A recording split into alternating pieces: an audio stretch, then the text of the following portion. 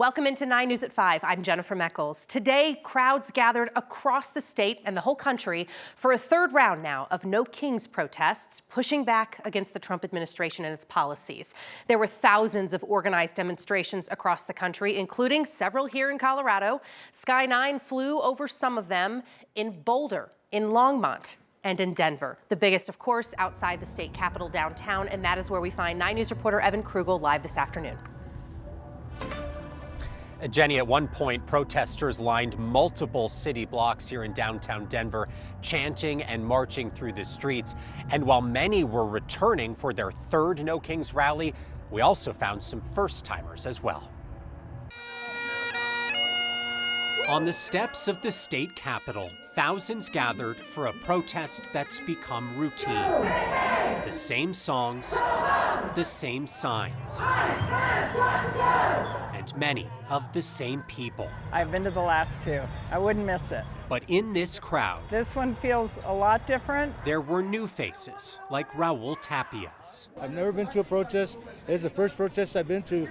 I just felt like my presence here would matter.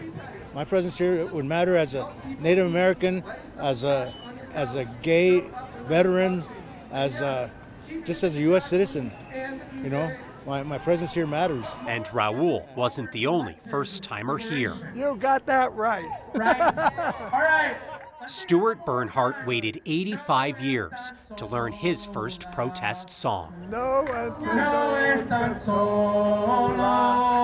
Stuart served in the Navy during the Cuban Missile Crisis and says recent events in Iran and at home pushed him to speak out for the first time. The government should not be going to war without telling the people where the hell we're going.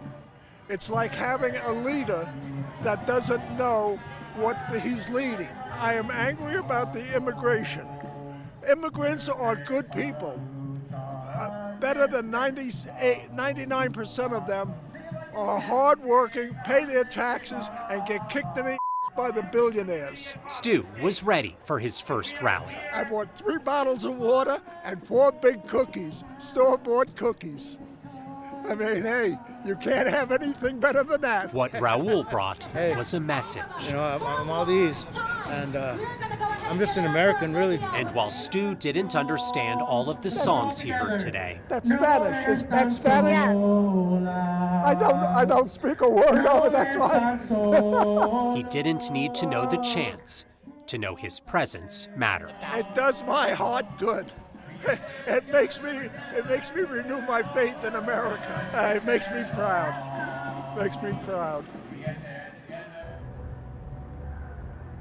Once again, the organized portion of this protest was completely peaceful here today. It is set to wrap up at 5 o'clock, but a handful of people are still gathered here at the Capitol. We're standing just off to the side of Lincoln here, which is reopening as we speak. So cars coming back down here as this protest officially comes to an end here at 5 o'clock. Reporting live near the state capitol, Evan Krugel, 9 News. Evan, thank you. Here in the metro, 2 people got hurt when a house caught fire in Aurora today. You're looking at video from Aurora Fire of a scene near the 2200 block of North Lansing Street. That's just a few blocks west of the UC Health campus. Firefighters say 2 people were treated for minor injuries. The cause of that fire is currently under investigation. The Grand Traverse Ski Race, one of Colorado's most iconic endurance events, will go on as planned this year despite the warm weather. Organizers announced just today that the race will start tomorrow as originally planned. But it's been a big question mark because of the unseasonably warm temperatures and the thinning snowpack, creating a lot of concerns about this overnight backcountry ski race. It runs roughly 40 miles from Crested Butte to Aspen. And for decades, it has depended on consistent late winter snow, something we have not seen this year, or really in recent years. We know that consistency has changed. Last year, organizers had to cancel the event, citing unsafe conditions and low snowpack.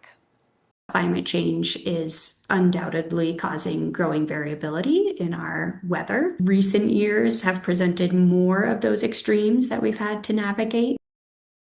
Now, prior to the winter weather issues this year, the only other time Grand Traverse Ski Race got canceled was during the COVID years. Not a great year for skiing, obviously, but a great day for Denver Summit FC's home opener. 63,004 fans showed up for the professional women's soccer first home game today in Colorado. They shattered the NWSL attendance record. And we're going to tell you all about that game here in just a moment, but let's first talk about that weather today. Jaden Knowles joining us here on a weekend evening. It was beautiful. It was a great day to get out and watch some soccer. It really was. I mean, very amazing temperatures. We saw temperatures get up to the low 80s, lots of sunshine, and then, of course, we saw that increase in cloud coverage. Might even saw, if you were lucky enough, some precipitation out there, some light gusty showers. But right now, I mean, beautiful skyline. We're here in downtown Denver. There it is at the field in Power Field. The upper 70s currently, 77 degrees at the airport, 78 degrees here in downtown Denver. Temperatures across the entire state, still a fairly warm Saturday afternoon at 5 o'clock. We're at 81 degrees over towards Ray, 50s and 60s, even some 70s over towards the high country, 72 degrees on Eagle, and then also the mid-70s for the western slope. Satellite and radar were mainly quiet. There's a couple of pop-up showers up towards Boulder and as well down south along the I-25 corridor, but they're going to be hit or miss, and that's going to be rinse and repeat as we head into tomorrow. But the next 3 days, things are still heating up. The low 80s for Sunday as well as on Monday, but we are tracking some changes, some big changes as we head into next week. We'll have more details about that later on in the show. Jenny? Jaden, thank you. Again, a history-making day for Denver soccer fans as the brand new Summit FC hosted their very first home game at Mile High. Tens of thousands of people helped break the attendance record, proving that Denver is ready for women's professional soccer. Well, it just shows how big it's become and how popular it's become. And it just shows that the growth is unlimited. They beat the record by more than 20,000 fans. Again, more than 63,000 fans were there today. Amy Hunter takes us there.